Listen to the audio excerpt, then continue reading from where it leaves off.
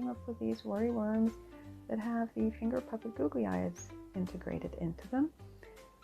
Most other projects I saw crocheted around this ring part of the nose, I guess, and I wanted to hide this section actually, so I came up with an idea for how to integrate it into the project so that you don't see this nose part at all.